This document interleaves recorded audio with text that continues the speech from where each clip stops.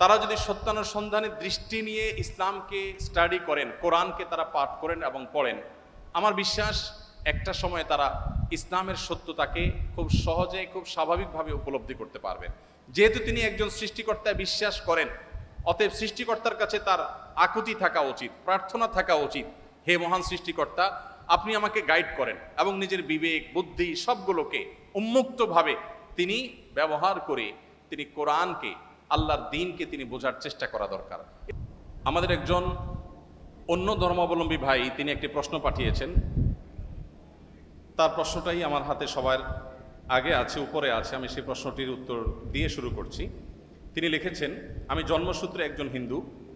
পৃথিবীতে অনেক ধর্মগ্রন্থ বিদ্যমান এবং প্রতিটা ধর্মগ্রন্থই তার অনুসারীদের কাছে সত্য এবং তাদের কাছে এর সত্যতা প্রমাণ করার জন্য যথেষ্ট যুক্তিও রয়েছে। আমার প্রশ্ন হলো, আমি যদি কোনো একটা ধর্মগ্রন্থকে সঠিক বলে মেনে নিতে চাই, সেটা কিভাবে সম্ভব, কিভাবে হবে? আমি কিভাবে বুঝবো যে এটাই সঠিক, বাকিগুলো ভুল? যেহেতু সবার নিজের ধর্মগ্রন্থগুলো সঠিক বলে মনে করেন, আমি নিরপেক্ষভাবে কোনটাকে সঠিক বলে মেনে নিব এবং কেন মেনে নিব?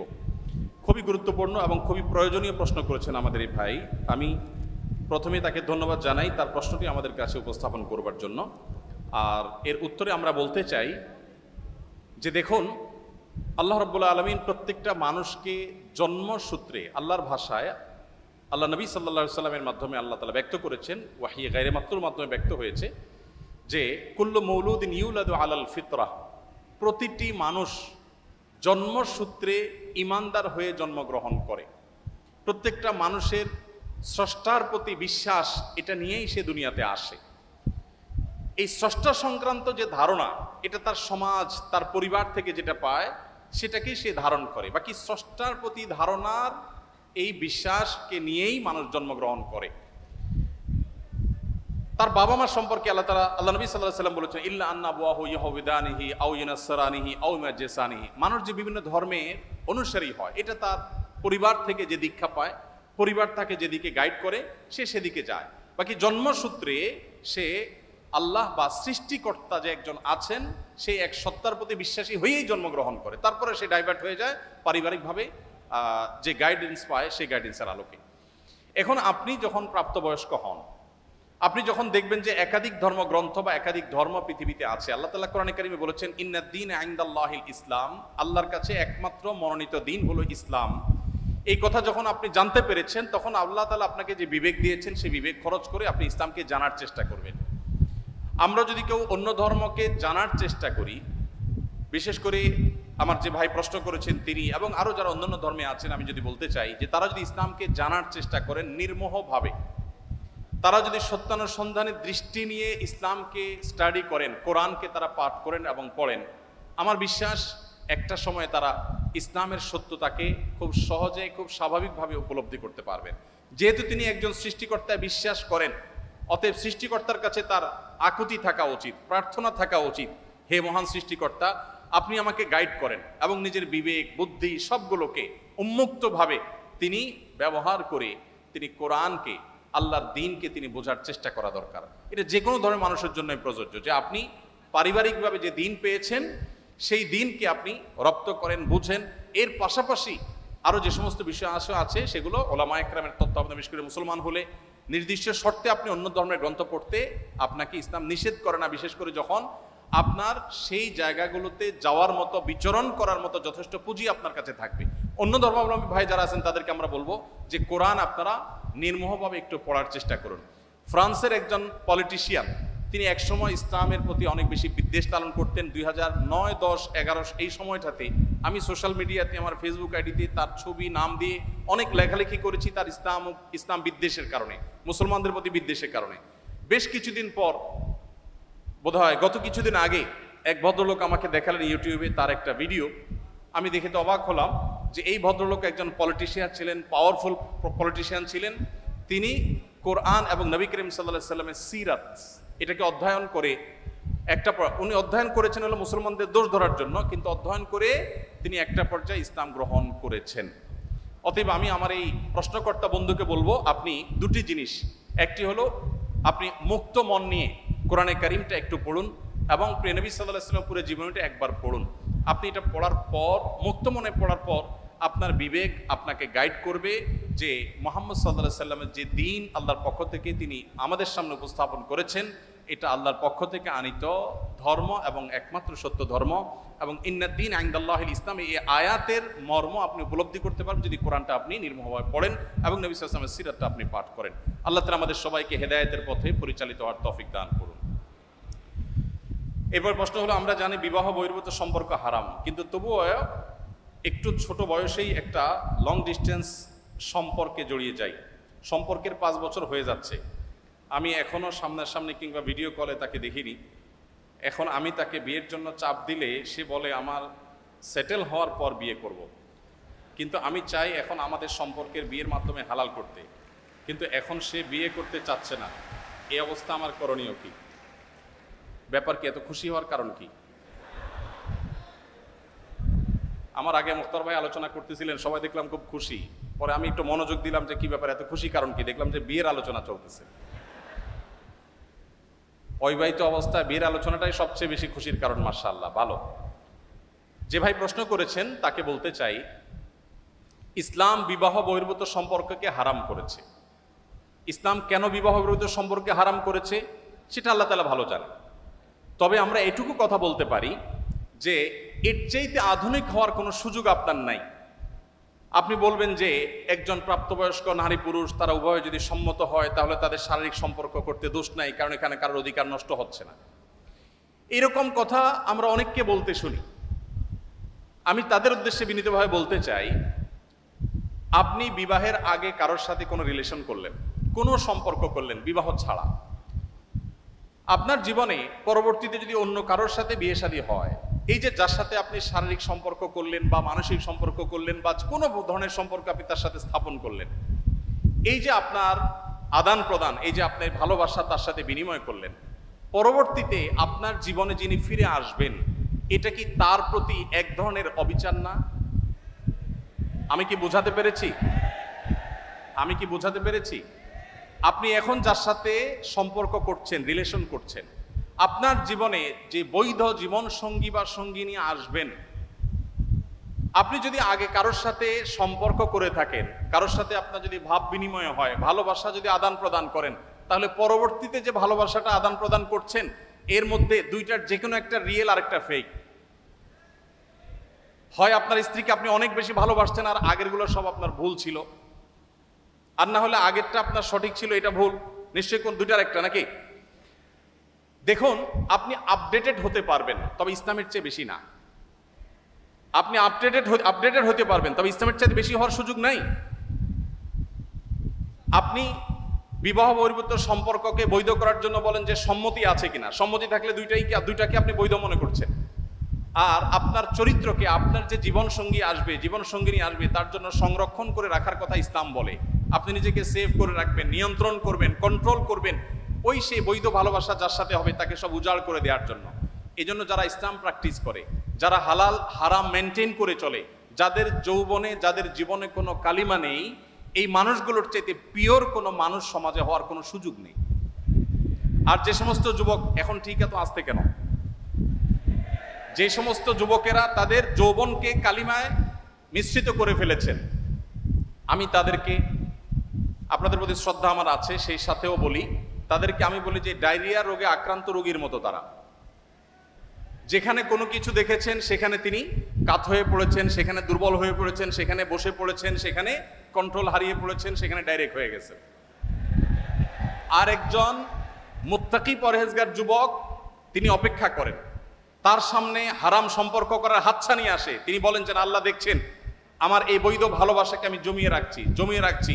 এই ভালোবাসা হলো সফট ড্রিঙ্কসের ঝাঁজের মতো, খুলে ফেলছেন তো শেষ। এরপরে খুলে ফেলছেন, এরপরে যতই আপনি ঢাকনা লাগান, যতই আপনি মুখ লাগান, আগের ঝাঁজ আর ফিরে পাবেন না। যারা অবৈধ সম্পর্ক করেন, বৈধ সম্পর্ক যদি হয়, বিবাহের সাথে যদি করেনও, আপনার ওই ভালোবাসা ভাব এটা বিনিময় যে করে ফেলেছেন, করতে করতে এটা ইউজড হয়ে যাওয়ার কারণে পরবর্তীতে আর ভালোবাসার যে স্পিড ছিল আপনার শুরুতে, সেই স্পিডটা আপনার ওই ফাইনাল ভালোবাসা আপনি পাবেন না।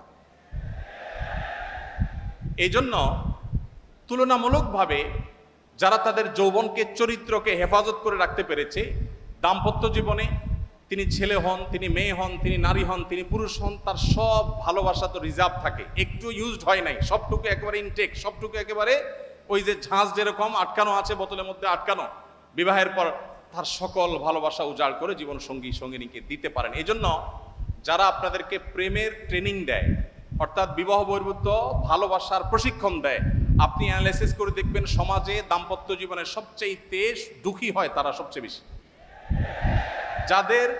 যারা সকাল বিকাল আপনাদেরকে নাটক সিনেমার মাধ্যমে বিবাহ বহির্ভূত ভালোবাসার প্রশিক্ষণ দেয়, এই ভালোবাসা জয় করার জন্য বাবা মার অবাধ্য হওয়া যাবে, ধর্ম ছাড়া যাবে, সমাজ ত্যাগ করা যাবে, এই ট্রেনিংগুলো যারা সারাদিন দেয়, এদের এক একজনের দেখবেন জীবনের লাইফ পার্টনার বা স্বামী বা স্ত্রী 5 জন 6 জন করে চেঞ্জ করা শেষ হয়ে গেছে। তারা যত আড়ম্বর করে বিবাহের অনুষ্ঠান করে, তত ডাকডোল পিটিয়ে আবার বিবাহ ভাঙে। আর এর বিপরীতে আপনি মুত্তাকি পরহেজগারদের জীবনীকে আপনি দেখেন, পুরুষ হোক আর নারী হোক, যিনি আল্লাহকে ভয় করে চলেন, যিনি হালাল হারাম মেনটেন করেন, যিনি অবৈধ সম্পর্কে জড়ান না, এই মানুষগুলোকে দেখবেন তুলনামূলকভাবে দাম্পত্য জীবনে তারা একটু বেশিই সুখী। এখানে একজন হুজুর আছেন আমাদের মুখতার ভাই, আপনারা তুলনামূলকভাবে হুজুরদেরকে দেখবেন যে মুখতার ভাই তো বাসার বাইরে বেরিয়ে হতে চান না। আজকে ফজরের পর একটা মিটিং ছিল ওনার সাথে, উনি আসেন নাই। হুজুররা তারা বাসাতে এত বেশি আবদ্ধ, এত বেশি তাদের স্বামী স্ত্রীর মধ্যে বোঝাপড়া এত বেশি। হুজুরদের মধ্যেও যে কিছু ব্যতিক্রম নাই তা না, আমি সেটা স্বীকার করে নিয়েই বলছি। তুলনামূলকভাবে যারা আছে, ভাইকে রশি দিয়ে টেনে বাসা থেকে বের করা যায় না। শুধুমাত্র ভাই কেন, এ রোগের রোগী আমি নিজেও, আমরা সবাই কম বেশি। ভাইরা আমার, যদি দাম্পত্য জীবনে সুখী হতে চান, ভালো করে শুনে রাখুন, দাম্পত্য জীবনে যদি সুখী হতে চান, বুকে জমে থাকা সকল ভালোবাসাকে জমিয়ে রাখুন, কোথাও খরচ করবেন না। রাস্তাঘাটে, পার্কে, ক্লাসরুমে, অজায়গায় কুজায়গায় ভালোবাসা সব খরচ করে বিয়ের পরে যখন ভালোবাসা বিনিময় করার দরকার হবে, তখন দেখবেন পুঁজিতে টান পড়েছে, তখন দেখবেন পুঁজি আর পাওয়া যাচ্ছে না। ঠিক ঠিক না বলে হারাম রিলেশনকে না বলতে শিখুন। সৎসাহস আছে তো ইনশাআল্লাহ? কোন কোন যুবক হারাম রিলেশন থেকে বেরিয়ে আসার প্রতিজ্ঞা করবেন? হাত তুলে দেখানোর সৎসাহস আছে? তার মানে সবারই হারাম রিলেশন আছে অলমোস্ট। আল্লাহ তাআলা আমাদের সবার যৌবনকে সকল কালিমা থেকে হেফাজতে রাখার তৌফিক দান করুন। ভাইরা আমার, আমাদের এই দেশে বিবাহ বহির্ভূত সম্পর্ক যখন থেকে বেড়েছে, বিবাহ বিচ্ছেদও তত বেশি বেড়েছে। ঢাকা শহরে প্রতি মিনিটে তালাক রেকর্ড হয়, যেই হারে বিবাহ রেকর্ড হয় সে হারে তালাকের রেকর্ড হয়। আমি মৌলভীবাজারে এক ওয়াজ মাহফিলে গিয়েছি, আবার নারায়ণগঞ্জে এক ওয়াজ মাহফিলে গিয়েছি। 2 জন জনপ্রতিনিধি চেয়ারম্যানকে পেয়েছি, তারা আমাকে বলেছেন, একই কথা বলেছেন। একজন বলেছেন, হুজুর আমি চেয়ারম্যান হয়েছি মাত্র কয়েকদিন হয়েছে, এই কয়েকদিনের মধ্যে 25টা সালিশ আসছে আমার কাছে, বিবাহ ভাঙার সালিশ। ভাইরা আমার, আমাদের দাম্পত্য জীবন অবস্থা ভয়াবহ। পশ্চিমা পৃথিবী, আমি প্রায় সময় বলি, পশ্চিমারা জ্ঞানে, বিজ্ঞানে, অবকাঠামোতে, অন্য অনেক দিক থেকে আমাদের থেকে যদি 1000 বছর এগিয়ে থাকে, পারিবারিক সুখ শান্তিতে, দাম্পত্য সুখের দিক থেকে আমরা তাদের চাইতে 2000 বছর এগিয়ে আছি। আমরা তাদের চাইতে জ্ঞানে বিজ্ঞানে অনেক পিছিয়ে থাকতে পারি, অর্থনৈতিকভাবে অনেক পিছিয়ে থাকতে পারি, অবকাঠামোতে অনেক পিছিয়ে থাকতে পারি, কিন্তু দাম্পত্য জীবনে আমরা যতটা সুখী, পশ্চিমারা সেগুলো কল্পনাও করতে পারে না। আমাদের এই সমাজে বাবা মার সাথে সন্তানদের যে বোঝাপড়া, স্বামীর সাথে স্ত্রীর যে ভালোবাসা, এটা ওরা স্বপ্নেও দেখতে পারে না। আপনারা যাদের স্মার্টফোন ব্যবহার করেন তারা দেখবেন যে একটা অ্যাপের অ্যাডভার্টাইজ ঘুরে ফিরে অনেক বেশি দেওয়া হয়। সেটা কি? স্ত্রী হয়তো ঘুমাচ্ছেন, তার হাতে মোবাইল ফোন আছে, স্বামী সেটা খোলার চেষ্টা করে। এটা সাধারণত বিভিন্ন অ্যাপগুলো অ্যাডভার্টাইজ দেয় যে কিভাবে আপনার মোবাইলকে আপনি সিকিউর করবেন, যে আপনি ঘুমায় থাকবেন, আপনার স্বামী এসে গোপনে আপনার চ্যাটিং কার সাথে করছেন উদ্ধার করার চেষ্টা করবে, কিন্তু সে পারবে না, চান্দু পারবে না। আপনারা এরকম অ্যাডভার্টাইজ দেখছেন? এর মানে অবিশ্বাস কোন পর্যায়ে চলে গেলে নিজের মোবাইলে কার সাথে চ্যাটিং হয়েছে, কথাবার্তা হয়েছে, এগুলোকে সিকিউর করার জন্য তাদেরকে অ্যাপের পরে অ্যাপ ডেভেলপ করতে হয়। তারা সামলাতে পারছে না, তাদের সমাজের পারিবারিক ব্যবস্থা ভেঙে পড়েছে, শেষ হয়ে গেছে। আমাদের সমাজে এত অধপতনের পরও আমরা যে জায়গাটা দাঁড়িয়ে আছি, এখনো আমাদের স্ত্রীরা স্বামীদেরকে, স্বামীরা স্ত্রীদেরকে মন উজাড় করে ভালোবাসে। কিছু হাতে গোনা কুলাঙ্গার বাদ দিলে বেশিরভাগ পরিবারই স্বামী স্ত্রীর মধ্যে যে বোঝাপড়া আছে, এগুলো পশ্চিমারা কখনো কল্পনা তো দূরের কথা, স্বপ্নেও তারা দেখে না। মানুষ তো স্বপ্নে দেখে, ওরা স্বপ্নেও আমাদের এই ভালোবাসা দেখে না। এই জন্য ভাই, পশ্চিমাদের ভালো জিনিসগুলো গ্রহণ করেন, কিন্তু অনুগ্রহ করে তাদের এই সমস্ত খিস্তি খেউড়, বস্তা পচা, সস্তা এই সমস্ত সংস্কৃতিকে কখনো গ্রহণ করতে যাবেন না। ঠিক আছে তো ইনশাআল্লাহ? তো যে ভাই প্রশ্ন করেছেন, তার প্রশ্নের উত্তর হলো, আপনি হারাম রিলেশনকে বলিষ্ঠভাবে না করে দিন, হালাল রিলেশনের জন্য অপেক্ষা করুন। ইনশাআল্লাহ আল্লাহ তাআলা আপনাকে আপনার জীবনে, দাম্পত্য জীবনে বারাকা দান করবেন। ইসলামে নারীদের সাক্ষী পুরুষদের সাক্ষীর চেয়ে দুর্বল কেন? অর্থাৎ দুজন মহিলার সাক্ষী একজন পুরুষের সাক্ষী সমপর্যায়ের, বিষয়টি বুঝিয়ে বললে ভালো হতো। দেখুন, ইসলামে স্বাক্ষর দেওয়ার ক্ষেত্রে একজন পুরুষের সাক্ষ্য দুজন নারীর স্বাক্ষর সমান। এখন বাহ্যিকভাবে মনে হতে পারে যে এখানে নারীকে একটু কম দেওয়া হলো কিনা। তো এটার মূল উত্তরে প্রবেশের আগে আমি যেটা বলতে চাই তা হলো, আল্লাহ রাব্বুল আলামিন আমাদেরকে যে বিধিবিধান দিয়েছেন তার সবগুলো যথোপযুক্ত। আল্লাহর বিধানের কোনোটার উপযুক্ততা, যথার্থতা যদি আমার বুঝে না আসে, তাহলে বুঝতে হবে এটা আমার সীমাবদ্ধতা। এটা আমার সীমাবদ্ধতা। আমি সৃষ্টি হয়ে স্রষ্টার সকল আদেশ নিষেধের তাত্ত্বিক তাৎপর্য এবং তার যৌক্তিক দিক, এটা আমার উদ্ধার করতে পারাটা আবশ্যক নয়, বরং যুক্তির দাবি হলো আমি সৃষ্টি হয়ে স্রষ্টার সব আদেশ নিষেধের যথার্থতা আমার বুঝে আসবে না, এ না আসাটাই বরং স্বাভাবিক। একজন সামান্য গাড়ি চালক, সামান্য একজন প্রহরী, একজন ছোট চাকরি করা মানুষ, তিনি প্রতিষ্ঠান মালিকের অনেক সিদ্ধান্তের যৌক্তিকতা বুঝতে পারেন না, না পারাটাই স্বাভাবিক। কারণ যে তিনি যদি সব কিছুর যৌক্তিকতা ধরে ফেলতেন, তাহলে তিনি তার পর্যায়ে পৌঁছে যেতেন। আল্লামা ইকবাল বলেছেন, জু সমঝ মে আ গই ও ফির খুদা কিউ কর হুয়া। যাকে আপনার বিবেক বুদ্ধি দিয়ে সবকিছু রপ্ত করতে ফেলেছেন, তিনি আবার আল্লাহ হয় কিভাবে? আল্লাহ তো সে মহান সত্তা যে আপনার বিবেক দিয়ে, বুদ্ধি দিয়ে তার সবকিছুকে আপনি রপ্ত করতে পারবেন না। এখানেই তো তার বিশালত্ব, এখানেই তো তার মহত্ব। ছোট একটা উপমা দেই। এখন বিদ্যুৎ আছে, আমরা জানি আমাদের ঢাকা শহরে যে তারগুলা ঝুলে আছে, এক এক এলাকায় আপনার যে রাস্তাঘাটে পিলারের, রাস্তার ধারে পিলারে যে সমস্ত তারগুলো ঝুলে আছে, বিরাট জঞ্জাল, দেখতে খুব দৃষ্টিকটু লাগে। আমাদের অনেক কিছু হয়েছে, কিন্তু তারগুলো দেখতে খারাপ দেখা যায়। এখন ধরা যাক আজ থেকে 100 বছর আগের একজন মানুষ পৃথিবীতে এখন ফিরে আসছে। যুক্তির খাতিরে শুধু আমরা ধরে নেই যে একজন মানুষ 100 বছর আগের ছিলেন, তিনি ফিরে এসেছেন। তিনি এই বৈদ্যুতিক যে টেকনোলজি, এ সম্পর্কে কোনো ধারণা তার নাই। এই ভদ্রলোক এসে সুন্দর করে একটা চাকু নিয়ে বা ধারালো কিছু নিয়ে তিনি এই তারগুলো একেবারে পরিপূর্ণভাবে সাফ করে দিয়েছেন কেটে। কারণ এগুলো দেখতে খারাপ দেখা যাচ্ছিল, শহরের সৌন্দর্য নষ্ট করছিল, তিনি পরিষ্কার করে দিয়েছেন। তার এই পরিষ্কার করার কারণে তাকে গ্রেপ্তার করে থানা জেলে নেওয়া হলো। এরপরে তার নামে মামলা হলো, তার নামে মৃত্যুদণ্ডের রায় আসলো এবং তাকে মৃত্যুদণ্ড দিতে নেওয়া হলো। এই লোক যদি বলে যে আমাকে মৃত্যুদণ্ড দেওয়ার কি যৌক্তিকতা থাকতে পারে বলো? আমি সামান্য একটু তার কাটছি, ভালোর জন্য কাটছি, যদি খারাপও করে থাকি তো একটা জঞ্জালিত, আমাকে মৃত্যুদণ্ড কেন দিতে হবে? যদি বলা হয় যে তোমার এই তার কাটার কারণে বহু হসপিটালে লাইফ সাপোর্টে থাকা রোগী মারা গেছে, তোমার এই তার কাটার কারণে বহু ক্ষয়ক্ষতি হয়েছে, এই জন্য তোমাকে শাস্তি পেতে হবে, এই যুক্তি দিয়ে তাকে বোঝানো যাবে বলেন? 100 বছর আগের মানুষ পৃথিবীতে আজকে আসছে, সে বিদ্যুৎ সম্পর্কে কোনো ধারণা নেই, দেখেও নেই কিছু। এই লোককে যতই যুক্তি দিয়ে বোঝানো হোক যে তোমার সামান্য এই তার কাটার কারণে অনেক ক্ষতি হয়ে গেছে, এটা কি সে বুঝবে? বুঝবে না। আমরা যে এক জায়গায় সুইচ দিলে আরেক জায়গায় ফ্যান ঘোরা শুরু হয়, এখন তো আপনার কমান্ডে অর্ডার করা যায়। এই যে ওয়ালে সুইচ দিলে ফ্যান ঝোলে, ফ্যান ঘুরে, আবার সুইচ বন্ধ করলে ফ্যান থেমে যায়, এই টেকনোলজি যিনি জানেন না, এরকম 200 বছর আগে, 150 বছর আগের, 100 বছর আগের মানুষ যদি পৃথিবীতে আজকে এসে তাকে যদি বোঝানো হয় যে এটা টিপ দিলে এটা ঘুরবে, সে বলবে ইয়ার কি মারো না, এটা কিভাবে সম্ভব? তো মানুষের টেকনোলজি সম্পর্কে ধারণা না থাকলে তার কাছে সেটা অযৌক্তিক মনে হয়, ইলজিক্যাল মনে হয়। তো যিনি টেকনোলজির সৃষ্টিকর্তা, আল্লাহর টেকনোলজি সম্পর্কে আপনার যদি আইডিয়া না থাকে, আপনি প্রশ্ন তুলবেন ভাই এটা কিভাবে সম্ভব?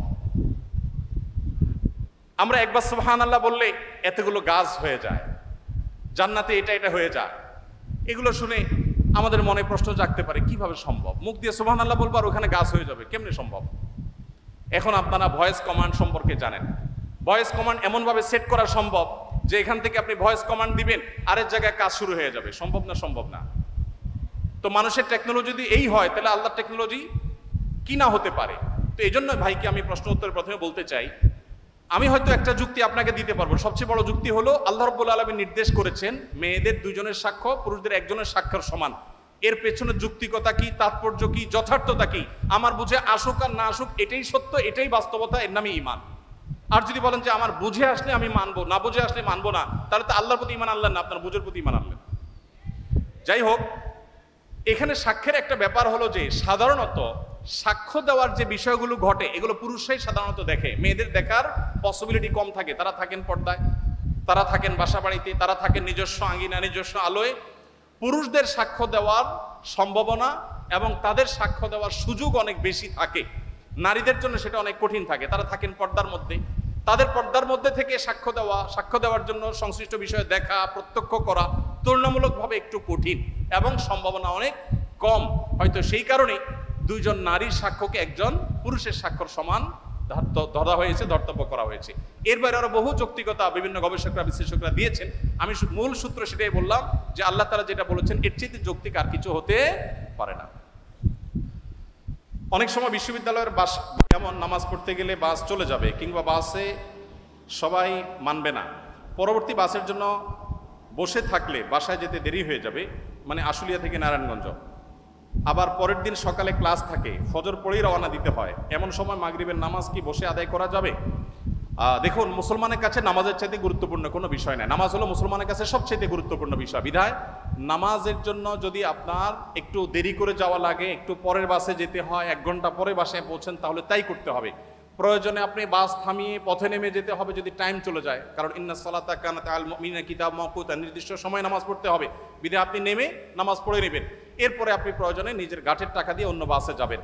যদি এগুলোর কোনোটাই আপনার জন্য সম্ভব না হয়, উজু করে বাসে উঠবেন যে মাগরিবের নামাজ পথে আপনার সময় চলে যাওয়ার মতো পরিস্থিতি তৈরি হতে পারে, তাহলে বাসের মধ্যে আপনি যেভাবে সম্ভব দাঁড়িয়ে নামাজ আদায় করার চেষ্টা করবেন। যদি কেবলার দিকে যায় তাহলে ওইদিকে ফিরে, যদি উল্টা দিকে যায় তাহলে সেদিকে ফিরে, আর যদি অন্য কোনো দিকে যায় তাহলে কোনোভাবে মোড় ঘুরিয়ে দাঁড়ানোর সুযোগ বের করার চেষ্টা করবেন। আমার জীবনে এরকম ঘটনা ঘটেছে যে বাসে আছি, দূরপাল্লার বাসে, ফজরের নামাজের টাইম যায় এবং বাস ড্রাইভার কোনোভাবে থামাবেন না, বহু কষ্টে অজু করে গায়ের মধ্যে দাঁড়িয়ে নামাজ পড়েছি। কখনো পড়ে যেতে গেলে আমি সিট ধরে এসে নামাজের কাজ শেষ করেছি, তারপরও নামাজ আদায় করেছি আলহামদুলিল্লাহ। ইমানদারের জীবনে নামাজের চাইতে গুরুত্বপূর্ণ কোনো বিষয় নাই, সেজন্য আপনাকে নামাজ পড়তেই হবে। এটা নো কম্প্রোমাইজের মতো একটা বিষয়, আপনার জীবন মরণের একটা ব্যাপার। আপনি অন্য সব কিছুতে ছাড় দিতে পারেন, কিন্তু টাইম মতো নামাজ পড়ার ক্ষেত্রে কোনো ছাড় দেওয়ার সুযোগ নাই। যদি আপনি কোনো বাহনে থাকেন, নামার মতো কোনো পরিবেশ না থাকে, নামলে ভয়াবহ বিপদ হতে পারে, এরকম কোনো পরিবেশে থাকেন, তাহলে ওযু থাকলে সিটে বসে নামাজ পড়ে নেবেন। পরবর্তীতে অনেক ইমামদের মতে সেই নামাজটা আপনাকে দোহরায় নিতে হবে, কিন্তু নামাজ আপনাকে পড়তেই হবে। এখানে কোনো প্রকার ছাড় কিংবা মাফ নাই। বিশ্ববিদ্যালয়ে পড়া অবস্থায় আমরা অনেকেই হেদায়েত প্রাপ্ত হই, আবার হেদায়েত থেকে ঝরেও যাই। এই হেদায়েত ধরে রাখার উপায় জানতে চাই। আলহামদুলিল্লাহ, এই বিশ্ববিদ্যালয় অর্থাৎ ড্যাফোডিল ইউনিভার্সিটিতে ইসলামিক সেন্টার আছে, আমাদের প্রফেসর মুখতার ভাই আলহামদুলিল্লাহ তত্ত্বাবধান করেন। তার তত্ত্বাবধানে এটি যেমন চলছে, বাংলাদেশে আরও 2-1টি ইউনিভার্সিটি আছে, চট্টগ্রাম আইআইইউসি আছে, আরও 2-1টা আছে। সেখানে আলহামদুলিল্লাহ দিনী পরিবেশ বজায় রাখবার জন্য এবং দিনদার তরুণদের দিনদারিতাকে ধরে রাখবার জন্য নানামুখী আয়োজন সেখানে হয়ে থাকে। আমরা যারা প্রতিকূল পরিবেশে, বিশেষ করে বিশ্ববিদ্যালয়ের আঙিনায় আমাদের জীবনের এই গুরুত্বপূর্ণ সময়টা পার করছি, তারা হেদায়েতের উপরে টিকে থাকার জন্য এই সার্কেল মেনটেনের কোনো বিকল্প নাই। সোহবত বা সান্নিধ্যে থাকা, দিনদারদের নিজেদের একটা বলয় গড়ে তুলবেন, একটা সার্কেল গড়ে তুলবেন। এখানে যেরকম আছে প্রাতিষ্ঠানিক সার্কেল হতে পারে, অপ্রাতিষ্ঠানিক হতে পারে, শিক্ষকদের পরামর্শ এবং তত্ত্বাবধান নিয়ে দিনদার বন্ধুবান্ধবদের যে বলয় আছে এটার মধ্যে যদি আপনি বেড়ে ওঠেন, ইনশাআল্লাহ আপনার দিনদারিতা অনেক বেশি সেফ হবে। এই পরিবেশের কোনো বিকল্প নাই দিনদারিতাকে ধরে রাখবার ক্ষেত্রে। এবং সেই সাথে আল্লাহ তাআলার কাছে একটা দোয়া বেশি বেশি করে পড়বেন, রব্বানা লা তুযিগ কুলুবানা বা'দা ইয হাদাইতানা ওয়া হাব লানা মিন লাদুনকা রাহমাহ ইন্নাকা আনতাল ওয়াহ্হাব। হে আমার রব, আপনি আমাকে হেদায়েত দেওয়ার পর আর হেদায়েত থেকে বিচ্যুত করবেন না। আল্লাহর কাছে এই দোয়াটা বেশি বেশি পড়বেন। আর সূরা ফাতিহা যখন নামাজের মধ্যে পড়বেন, ইহদিনাস সিরাতাল মুস্তাকিম, তখন অর্থ বুঝে আল্লাহ তাআলার কাছে হেদায়েতের জন্য চেয়ে নেবেন, দোয়া করতে থাকবেন। ইনশাআল্লাহ পরিবেশ এবং আপনার দোয়া এবং প্রচেষ্টা, এই সবগুলোর সমন্বয় আল্লাহ তাআলা হেদায়েতের উপরে থাকাটা সহজ করে দিবেন। কোরবানির উদ্দেশ্যে গরু চুরি করার মতো, আপনি যদি গরু চুরি করেন উদ্দেশ্য হয় কোরবানি করা, উদ্দেশ্য কিন্তু ভালো। উদ্দেশ্য কি? কোরবানি করা। কোরবানি করা ভালো না খারাপ? ভালো উদ্দেশ্যে খারাপ কাজ করা যাবে না যাবে না? উদ্দেশ্য ভালো, কাজ খারাপ, করা যাবে? তাহলে কোরবানির উদ্দেশ্যে গরু চুরি করা যদি হারাম হয়, বিয়ের উদ্দেশ্যে প্রেম করাও হারাম হবে।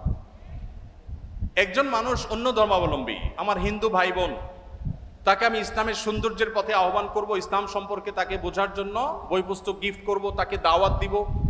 এটা হবে নিঃস্বার্থভাবে আল্লাহর কাছ থেকে বিনিময় পাওয়ার আশায়। নবী করিম সাল্লাল্লাহু আলাইহি সাল্লাম বলেছেন, ওমান কানাত হিজরাতুহু আও ইমরাআতিন ইয়ানকাহুহা ফাহিজরাতুহু ইলা মা হাজারা ইলাই। যদি কেউ বিয়ের উদ্দেশ্যে হিজরত করে তাহলে সে আল্লাহর কাছে বিনিময় পাবে না। ঠিক একইভাবে যদি কেউ বিবাহের উদ্দেশ্যে কোনো হিন্দু মেয়ের সাথে অবৈধ সম্পর্কে জড়িত হয়, তো এই অবৈধ সম্পর্কটা হালাল হয়ে যাবে না, এটা ঠিকই হারাম থাকবে এবং আল্লাহর কাছে জবাবদিহি করা লাগবে। এটা যদি বলে, আল্লাহ আমার উদ্দেশ্য ছিল তাকে মুসলমান বানানো, আবার এদিকে আমি বিয়ে করেছি, তাহলে একটা খারাপ করেছি আর একটা ভালো করেছি, এটা ওই লোকের মতো হয়ে গেল। এক লোক ওই যে চুরি করে কোরবানি দিয়েছে, তো চুরি করে কোরবানি দিয়ে সে বলতেছে চুরি করে গুনাহ করেছি আর কোরবানি করে ভালো কাজ করেছি, তো ভালো আর খারাপে কাটাকাটি, গোস্ত খাওয়া পাও। অনেকে এরকম চিন্তা করেন, অথচ এটা ভুল। আল্লাহর কাছে এর জন্য দায়ী হতে হবে। এগুলা নেক্সট সুরতে ধোঁকা, শয়তান আমাদেরকে ধোঁকা দেয়। আল্লাহর পথে দাওয়াত দিতে হবে নিঃস্বার্থভাবে। মুসলিম দেশ, নন মুসলিম দেশে জীবিকার উদ্দেশ্যে গিয়ে স্থায়ীভাবে বসবাস করা জায়েজ আছে কিনা?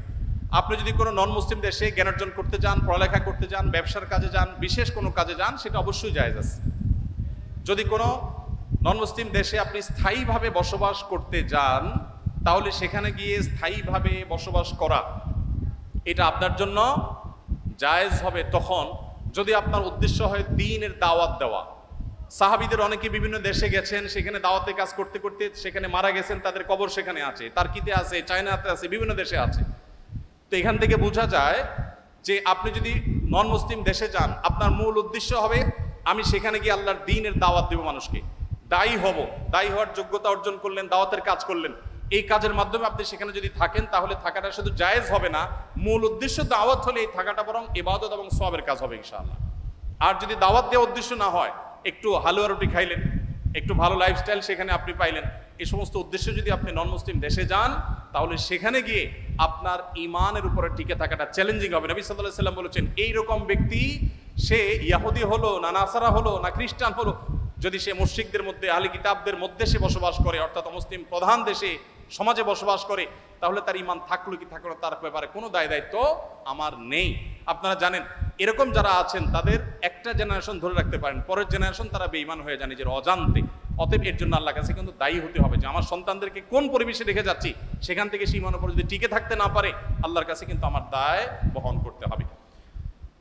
ভার্সিটির এই পরিবেশে একটি কঠিন বিষয় নিজের চোখের হেফাজত রাখা। প্রশ্ন হচ্ছে কিভাবে চোখ হেফাজতে রাখা যায়। আরেকটি প্রশ্ন হলো বেকার অবস্থা বিয়ে করা কি জায়েজ আছে?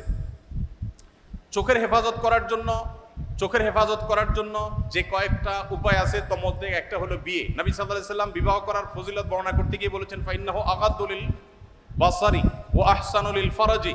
যদি কেউ বিবাহ করে ফেলে, তার জন্য দৃষ্টিকে সংযত রাখাটা সহজ হয়। এখন প্রশ্ন হলো যে বেকার অবস্থা বিয়ে করা জায়েজ আছে কিনা। যদি বেকার অবস্থা বিয়ে করে বিবি স্ত্রীর ডাল ভাতের জোগাড় করার মতো সুযোগ থাকে, প্যারেন্টসের সহযোগিতা থাকে, তাহলে ইসলামে সেটা সম্পূর্ণ জায়েজ আছে, না জায়েজ কোনো কাজ নয়। বেকার অবস্থায় প্রেম বা অবৈধ ভালোবাসা সম্পর্ক হয় কি হয় না? শুধু হয় না, এই প্রেম ভালো তথাকথিত প্রেম ভালোবাসা নামের এই 2 নম্বরই এটা বেকাররা বেশি করে। কি বলেন? যত বেকার আছে এখনো কর্মজীবনে ঢুকে নাই, আপনি দেখবেন তথাকথিত ভালোবাসার নামে বিবাহ বহির্ভূত সম্পর্ক সবচেয়ে বেশি করে এরা। কারণ কাজ নাই, শয়তান তার মাথায় একটা আকাশ ঢুকায় দেয় এবং তাকে বিপদগামীদের দিকে নিয়ে যায়। তো বেকার অবস্থা যদি খারাপ কাজ করা যায়, ভালো কাজ কেন করা যাবে না? অবশ্যই করা যাবে। তবে স্ত্রীর ভরণ পোষণের দায় দায়িত্ব অবশ্যই আপনাকে বা আপনার প্যারেন্টসকে নিতে হবে। আপনি মুখস্থ শুধু করে ফেললেন, কারো দায়িত্ব নেয়ার মতো আর্থিক ক্যাপাবিলিটি থাকলো না, এটা কিন্তু জায়েজ নয়। তো দৃষ্টিকে সংযত রাখার জন্য বিবাহ করার যেমন কার্যকর উপায় রয়েছে, এর যেরকম উপকারিতা রয়েছে, ঠিক একইভাবে আপনি যে পরিবেশে আছেন সেখানে প্রতিনিয়ত আত্মজিজ্ঞাসার মুখোমুখি করা নিজেকে, যে আমি কতটা নিজেকে নিয়ন্ত্রণ করতে পারছি। নিয়ন্ত্রণ করতে পারাটাই সার্থকতা, আর যা ইচ্ছা তা যেখানে যা আসলো দেখে ফেললাম, এটার মধ্যে কোনো সার্থকতা নেই। ধার্মিক পরহেজগার আল্লাহভীরু অর্থাৎ ভালো ইসলামিক জ্ঞান সম্পন্ন মেয়ে জীবন সঙ্গিনী হিসাবে পেতে চাইলে কি করা উচিত? সমাজের একেবারে হিরঞ্চি যারা হয়, এরাও এসে মহিলা মাদ্রাসার প্রিন্সিপালকে বলে, হুজুর একটা ভালো মেয়ে দেখেন আমার জন্য।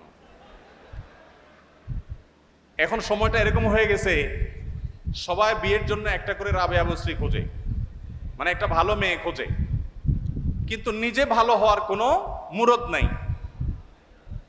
নিজে ভালো হওয়ার যদি কোনো মুরদ না থাকে, আপনি ভালো কোত্থেকে হবেন? যিনি প্রশ্ন করেছেন তাকে বলতে চাই যে আপনি যদি ভালো জীবন সঙ্গিনী পেতে চান, তাহলে আপনার নিজেকে ভালো মানুষ হতে হবে। আপনি যদি ভালো মানুষ হন, চোখের পানি ফেলেন, আল্লাহর কাছে দোয়া করেন, আল্লাহ ভালো জীবন সঙ্গিনী দিবেন। আমি আমার বুঝজ্ঞান হয়েছে থেকে, যেদিন থেকে এই আয়াতের সন্ধান পেয়েছি, সূরা ফুরকান আয়াত নম্বর ৭৪, রব্বানা হাবলানা মিন আজওয়াজিনা ওয়া যুররিয়াতিনা কুররাতা আয়ুন ওয়াজআলনা লিল মুত্তাকিনা ইমামা। আল্লাহ আমার স্ত্রী সন্তান, এবং মেয়েরা নিয়ত করবে আমার স্বামী সন্তান, যাদের বরাদ্দ রেখেছেন আমার ভাগ্যে আপনি, আল্লাহ তারা যেন এমন হয় যে তাদেরকে দেখলে আমার নয়ন জড়িয়ে যাবে, অন্তর শীতল হয়ে যাবে, চক্ষু শীতল হয়ে যাবে, এবং আমরা পুরো পরিবারের সব সদস্যরা যেন মুত্তাকিদের ইমাম হতে পারি। এই দোয়াটা এখন থেকে পড়া শুরু করে দেন। নিজে ভালো হন, ভালো মানুষদের সার্কেলে উঠা বসা করেন, চেইনে চেইনে ভালো মেয়ের সন্ধান অটোমেটিক পেয়ে যাবেন। নিজে ২ নম্বরই সব করবেন, অবৈধ কাজ সব করবেন, হারাম কাজ সব করবেন, আর চাইবেন যে আমার জীবন সঙ্গী এটা পুত পবিত্র হোক। এটা কঠিন, তবে আবার এর মানে এই নয় যে আপনি খারাপ হলে আপনার স্ত্রীও খারাপ হবে, এটা বাধ্যতামূলক নয়। অনেকে নিজে খারাপ দেখে মনে করে তাহলে আমার ভাগ্যে যেটা আসছে এটাও বোধহয় ওই গ্রুপেরই হবে, এরকমটি মনে করার কোনো কারণ নাই, কারণ আল্লাহ তাআলা অনেক সময় ব্যতিক্রমটাও ঘটান, অনেক সময় আল্লাহ তাআলা বিপরীতটাও দান করেন। সর্বশেষ প্রশ্ন, যেহেতু ভিসি মহোদয় চলে আসছেন, আমরা ইনশাআল্লাহ আপনাদের বাকি প্রশ্নগুলো আমি নিয়ে যাচ্ছি, এগুলোর উত্তর আমি ইনশাআল্লাহ আমার কোন একটা লাইভ অনুষ্ঠানে, শুক্রবারের লাইভ অনুষ্ঠানে আমি দিয়ে দিব, আল্লাহ চাহেন তো। এই প্রশ্ন উত্তর দিয়ে আমরা শেষ করছি। স্বামী রেগে স্ত্রীকে তালাক দেবার পর তারা যদি আবার একসাথে থাকতে চায়, সেক্ষেত্রে করণীয় কি? এই প্রশ্নটা খুবই গুরুত্বপূর্ণ আমার কাছে, কারণ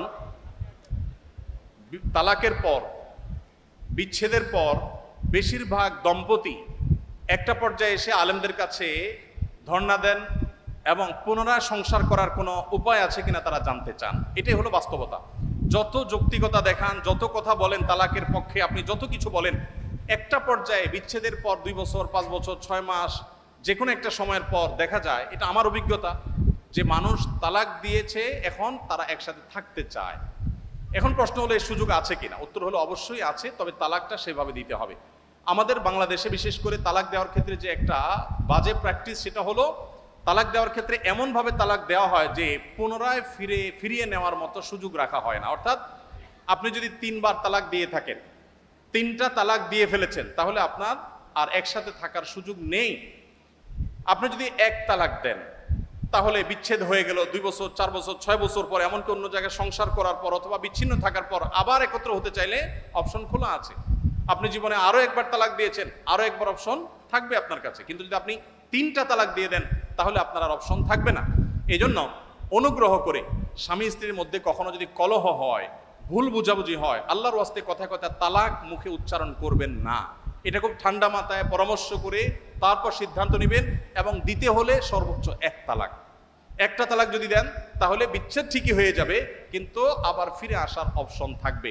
সাধারণত আমাদের যখন মাথা গরম হয়, তখন আমরা চিন্তা করি 3টা কেন, একসাথে 3000 তালাক দিয়ে দেয়। শুধু স্ত্রীকে কেন, স্ত্রী 14 গোষ্ঠী ধরে তালাক দিয়ে দেয়, এবং এরপরে আয়সা আফসোস করে আর ফেরত আসতে পারে না। এই জন্য যখন জেদ হয়, মাথা গরম হয়, তখন আমরা নিয়ন্ত্রণ হারিয়ে ফেলা একেবারেই ভুল। আল্লাহ তাআলা আমাদের সবাইকে কোরআন এবং সুন্নাহর আলোকে আমাদের জীবনকে আলোকিত করার তৌফিক দান করুন।